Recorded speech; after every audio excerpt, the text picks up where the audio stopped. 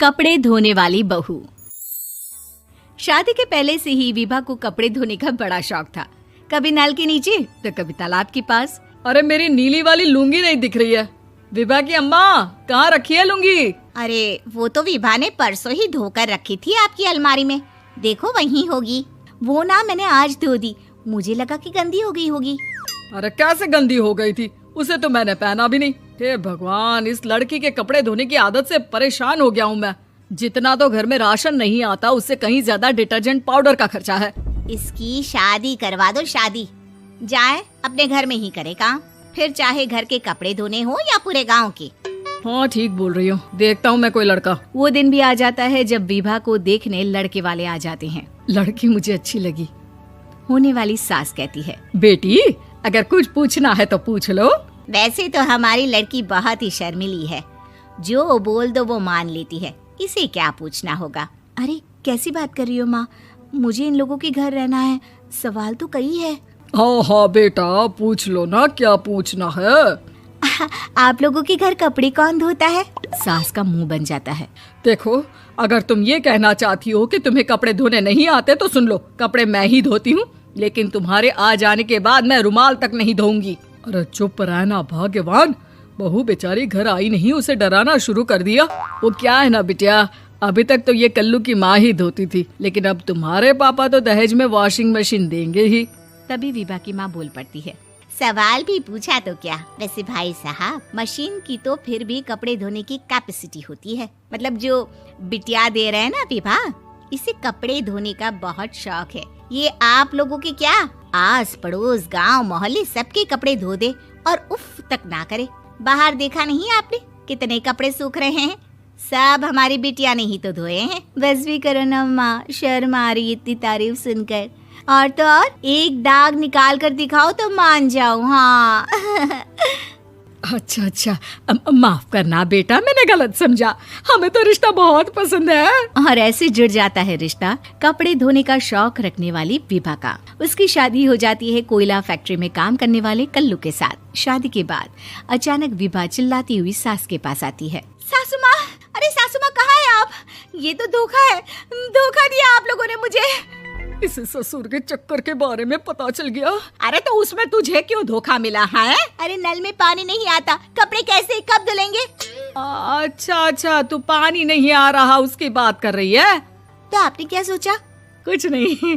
अच्छा, तेरी माँ ने कहा था कि कपड़े धोने का शौक है तुझे, याद आया मुझे।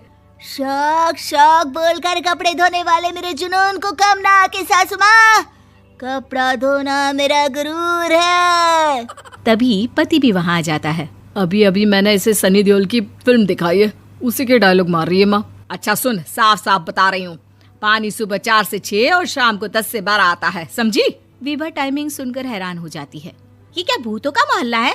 सुबह 4 बजे उठकर कौन कपड़े धोता है? 4 बजे टंकी में पानी जाता है, फिर सारा दिन धोना ना, किसने मना किया?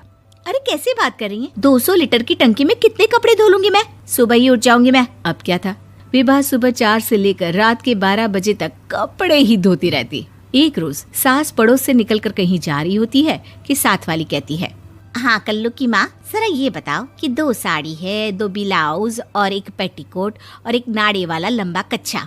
हाँ तो? अरे तो क्या, कितना लोगी धुलाई ये बताओ। धोबन दिख रहे हैं हम क्या?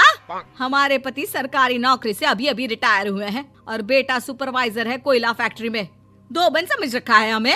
हाय रे कल्लू की अम्मा, माफ कर दो, वो तो मोहल्ले में यही सब बता रहे थे कि तुमने बहू को कपड़ा धुलवाने के काम में लगा दिया है। सास को पड़ोसन की बात सुनकर गुस्सा आ जाता है। वो घर पहुंचती है जहां घर के बाहर ही इतने सारे कपड़े सूख रहे होते हैं जितने कि किसी धोबन के घर पर। अरे ओ कल्लू की दुल्हन, बाहर निकल। माँ जी यहीं आ जाओ, बाथरूम में चादर धो रहे हैं हम। अरे अभी हम धोते हैं, तुमको बाहर निकलो। ये आस पड़ोस वाले बोल रहे हैं कि हम बहू से कपड़े धुलवा कर उसे कपड़ा धोने वाली बना दिए हैं। अरे छोड़ो ना माँ जी, किन लोगों की बातों में आती हो?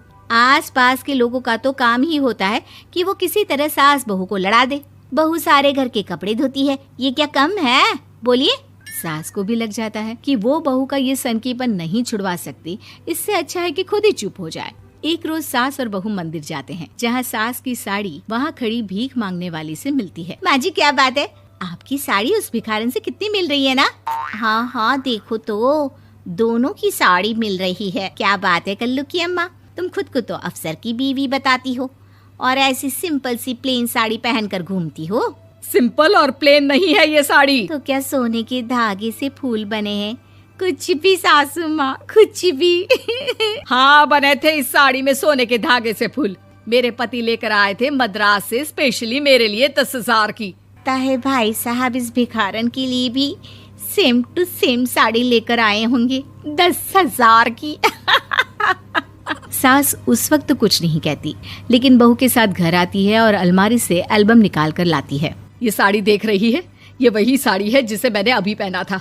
इस साड़ी में ये जो चमकदार फूल दिख रहे हैं ना, ये सोने के धागों से काढ़े गए हैं। लेकिन तू लोकल वॉशिंग मशीन ब्रश से घिस घिस कर सारे फूलों को निकाल कर साड़ी प्लेन कर दी।